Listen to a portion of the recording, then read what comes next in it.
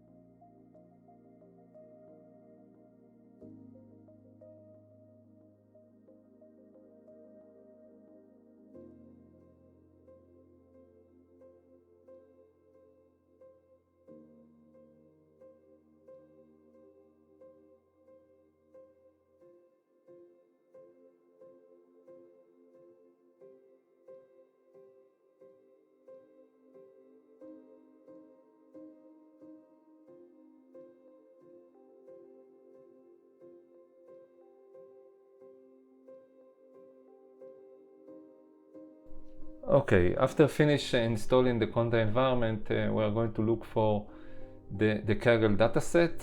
It's called Intel Image Classification. So you can see it has several categories, and the data is already divided to folders. So one of the categories may be building, forest, glaciers, mountains, sea, and streets. There are several thousands images in each category, and you can also say that all the images are divided to several folders like train and test, and the prediction is the one that will not be part of the model training, so it will be our images for the test process. So after downloading the zip file, extract the zip file, we are copying the images to a new folder, and basically the data is ready to do the manipulation. We are going to start with a Python coding to demonstrate how we are going to load the data, load it on batches, and show the data. So please follow the next step as well. Thank you. This part demonstrates the data, the images. You can see that we have several thousands of images in each category. So you can do a deep dive in these images yourself after download and extract the zip file. So now we are going to open the Visual Code. First of all, the first step will be changing the relevant Python interpreter to our conda environment. It's very important. So this is the first part before coding any Python program. Okay, so now we are start the coding. Our first step will be preparation of the data. It's more like demonstrating how the data is being loaded, manipulated, and being transformed, like a preparation process before starting the model and the training. So please follow the first step, of course, is the import part of the Python libraries.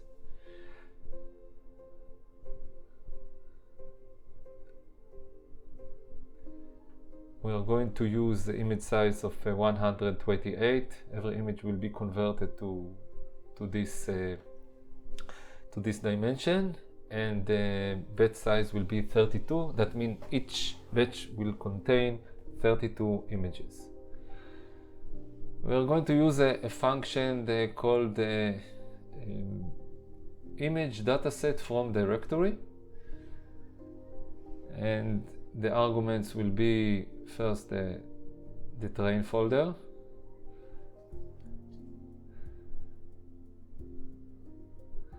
then the next argument will be shuffled through. That means that each time we are loading the data, it will be shuffled, and the next parameter will be the image size. Then the batch size, as we said, it will be 32. We would like to see the class names. Basically, we need the amount of the classes for the training of the model.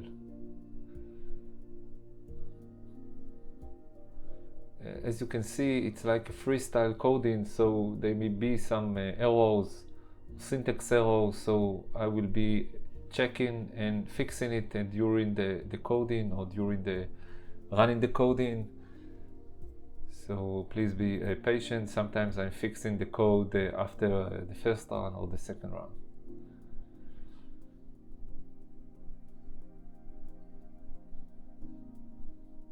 Okay, so now you can see our classes.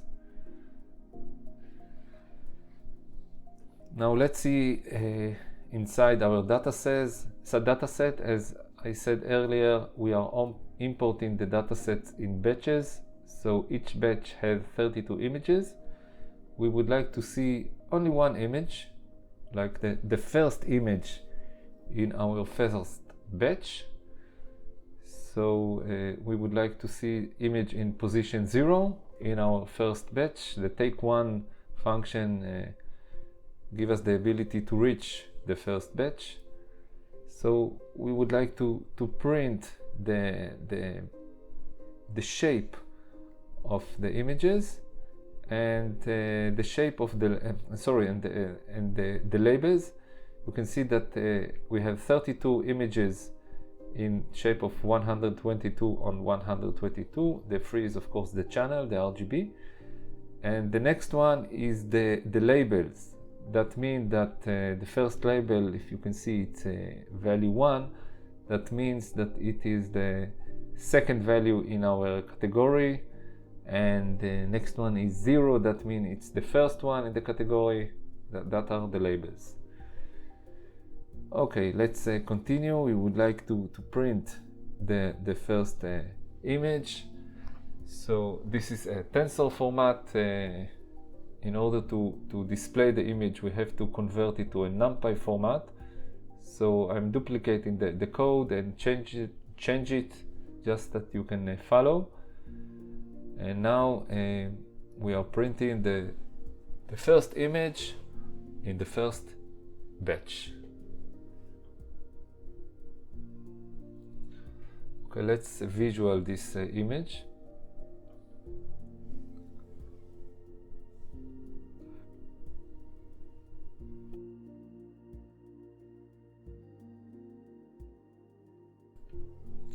I'm copying again the code only for better understanding. And now instead of printing the image, I'm going to convert it from a data type of float to a data type of integer. And then I'm going to convert it to a BGR, since I'm going to use CV2, and CV2, which is an OpenCV library, is based on BGR and not an RGB. So before projecting the image, I'm going to convert it. And next, I'm going to display the class number. Basically, we are going to display the class name. So we are going to look for the class number inside our class array, class names array. And then we are going to show inside our image, as part of the image, we are going to show the image plus the original class name, like street, glacier, mountain, and etc. So we are using the putText function of OpenCV.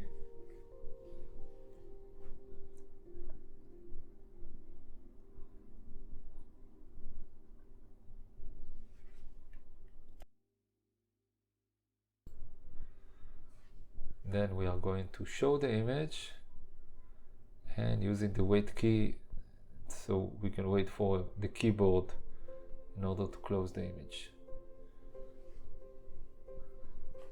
Okay, I have some mistake. Okay, the numpy should be inside the print function, not outside the print function. Let's run it again. Okay, another misspelling. It's a uint8. It's an integer.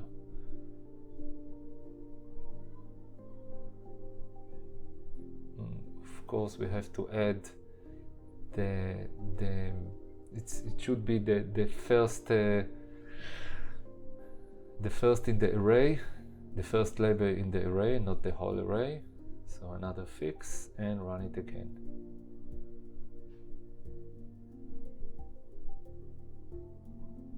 Okay, we have the image. You can see it's a building, and the text of the label, it's a building.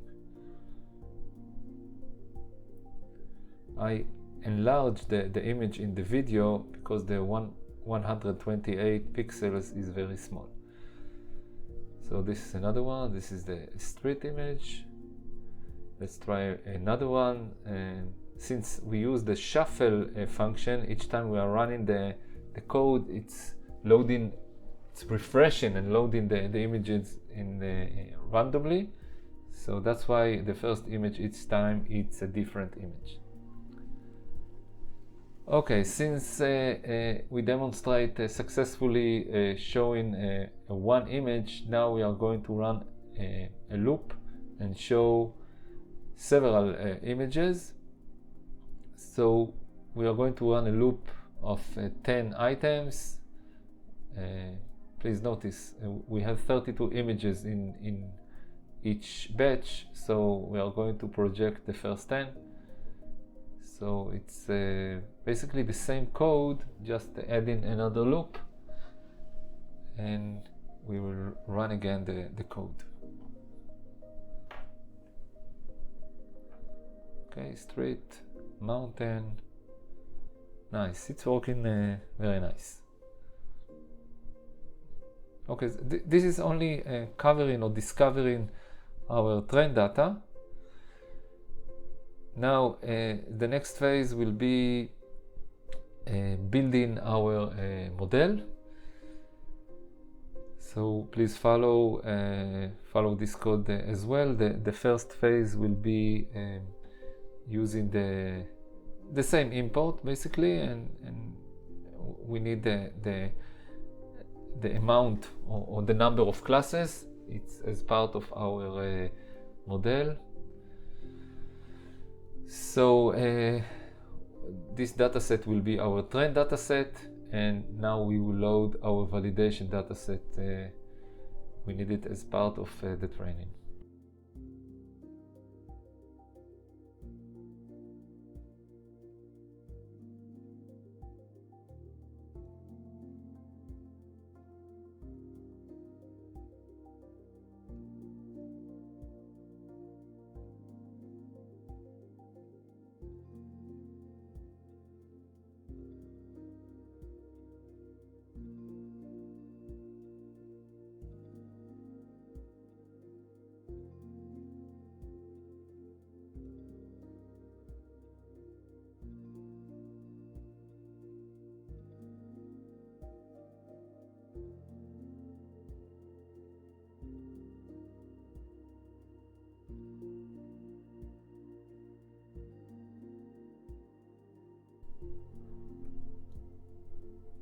the next function help us improving the performance.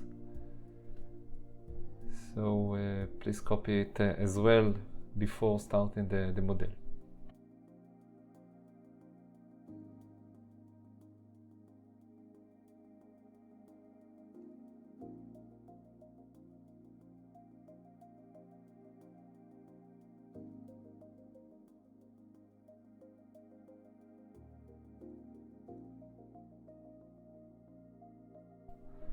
As you can see the log, we have 3,000 images in the test or validation and about 14,000 in the training datasets. Okay, now we are going to use a different methods. If you followed my previous tutorial, now we are going to split or build the model each layer one by one and then combine it all together. This is another method. So the first definition will be a layer that we call it resize and rescale. In this layer we are going to do resizing of the images to 122 on 122, and we're going to normalize the data by dividing it into 255. That's because we have 3 channels, okay, and each dot has a value between 0 and 255, and now we are normalizing all the data between 0 and 1. Then we are going to create a different layer that we call it the data augmentation. And in this layer we are going to do some flipping of the data as horizontal and vertical. And we are going to rotate the data by 20%. This will be another layer.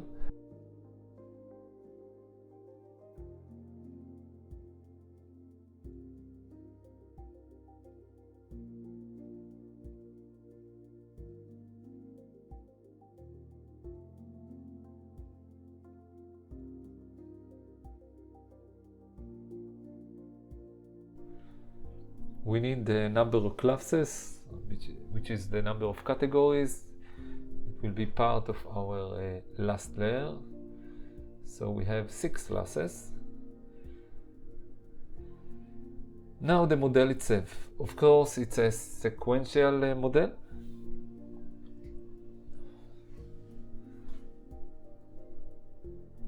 Then the first layer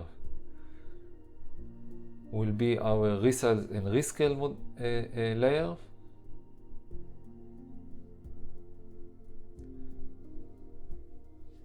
Okay, next layer will be our data augmentation layer.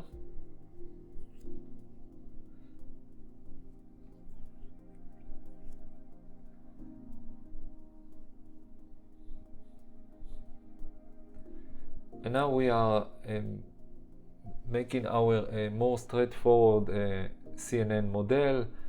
That means the first layer will be a convolutional with the 16 filters and a 3x3. It will be a relo, and the input shape will be our input shape. Next layer will be a max pooling 2x2. Then we are going to add another layer, another convolutional layer that will have 32 filters. So basically the main change is that before doing a data augmentation during the loading the data, which is another common practice, we are doing it as part of building our model. So another 2 layers of 64 filters and 128 filters, and then we are flattening the last layer and building another dense layer of 128 filters. Now we are going to add a dropout layer, and the last layer of course will be a fully connected layer, a dense layer with our 6 classes, an activation of softmax, not a relu, and that's it. Let's print our summary of the model to see that the compilation is working fine. Since it's a different method, we have to add another function. It's called the build function. That is because we are doing a different process, like resize and scale and data augmentation. It's a little bit different process.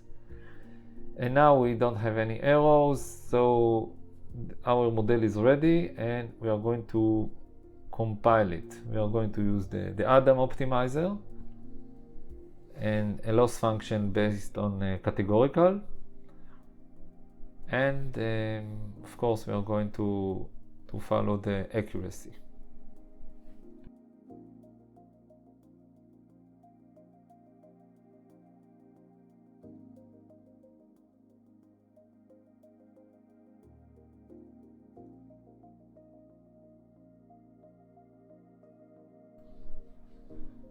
Okay, now we are going to train the model using the Feit function. So the arguments would be the train dataset, the number of epochs. So we will add another argument. We are going to try it on 25 epochs. I ran it earlier with several types of epochs, several number of epochs. I think that 25 is a good number. Then the bet size, which is 32. And the validation data argument, of course, we're going to send it our validation dataset. And then we are going to extract from this history variable, we're going to extract several parameters in order to follow this training process. The major variables, of course, are the accuracy, the training accuracy and the validation accuracy. And the second one, of course, is the loss, the training loss and the validation loss, and we are going to plot it. This diagram will show us the progress of this parameter during each epoch, so we can follow and see the progress and decide if our model is working fine or if it has overfitting.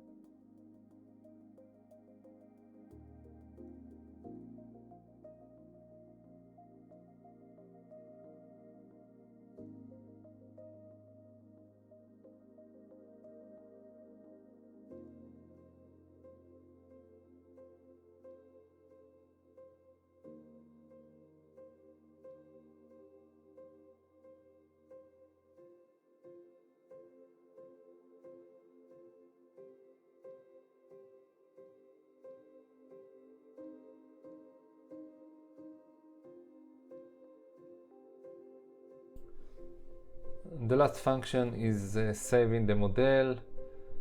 We are not using early stopping. I covered it in my previous model.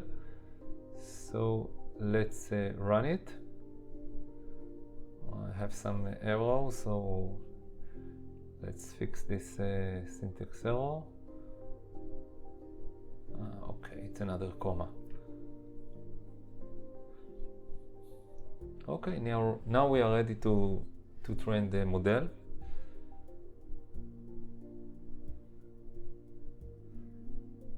Okay, so I will do a fast forward and run directly to the last epochs.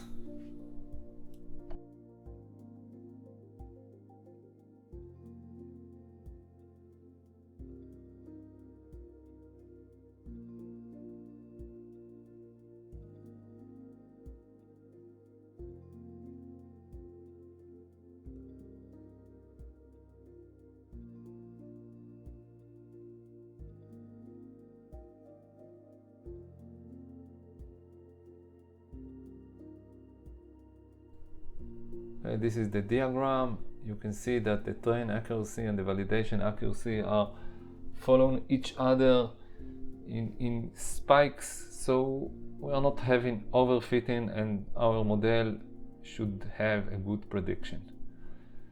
So the last Python code will be testing our model.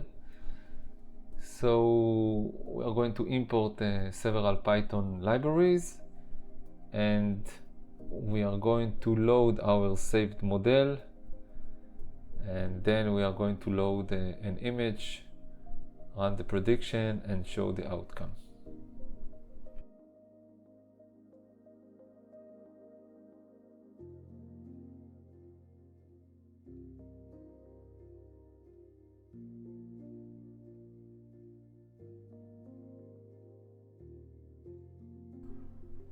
Now we are loading our saved model,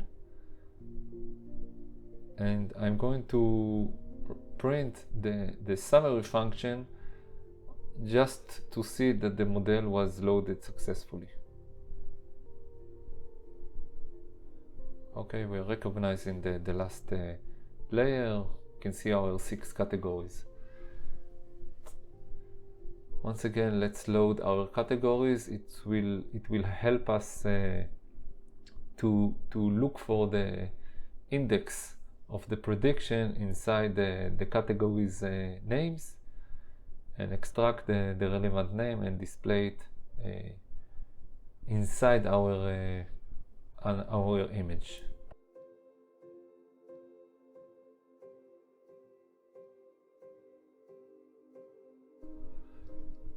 We're going to define a function, a new function that will help us to run it over and over again.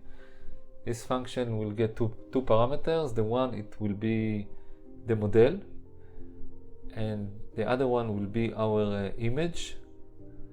And now we are starting to, first of all, to convert our image to a number array. Then we are going to add to the image another layer. We're going to expand the dimension. I mentioned earlier that each batch had 32 images, so we have to add another dimension which will have the value 1. That means this is the first image in our batch. Then we are going to run the prediction, and the next phase, we are going to extract from the result the prediction name. In order to do this, we are running the predict function, and we are going to extract the first prediction, which is on zero position, and we are going to use the argmax, will give us the maximum value in the results. And this, since we have 6 categories, the one with the higher probability will be our predicted value. And then we are going to look for the relevant class, which is the class name inside our class name array, and return the name of the class and the confidence. So this will be the purpose or the goal of our function. Now we are going to choose randomly one of the prediction folder image. Any image is good, since our model never saw these images in the training process. So I chose image named 182. This will be our image path, So now we are going to load this image and run our predict image function.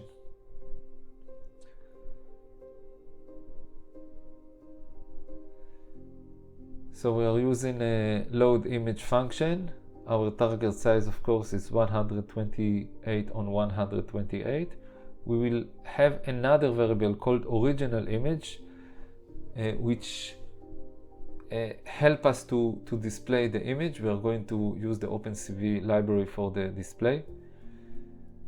So now we are going to print the type of image before and after this function, just to demonstrate that before this image to array, it's a image of the pillow library, and after this function of converted it to a number array, it's a regular number array variable. And if I print the shape, you can see it's a 128 on 128. So now this image is ready for our function. So let's send the two variables, which is the model and our test image. Let's print the outcome of the function and run it.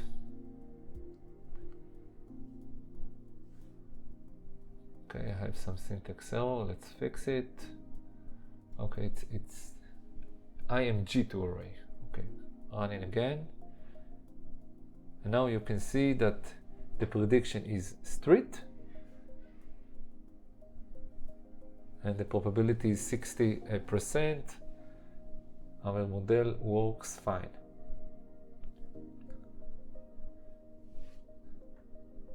Okay, let's continue for the next phase, which is showing the image using the OpenCV library. And within the image, I am going to project the prediction text and the prediction probability. So since it's a very small image, I'm going to resize it by 300%. So we will resize the width and resize the height. And then we are going to use the resize function of OpenCV library. And then we will display our resized image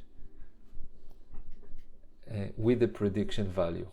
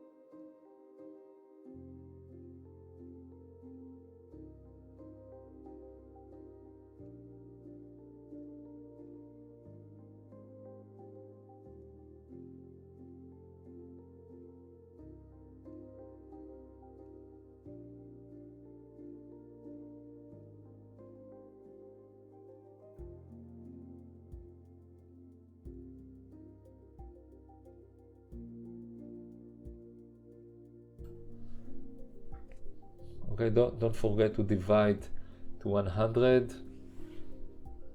And now I can run the Python program, and you can see this is a street. Let's try another image.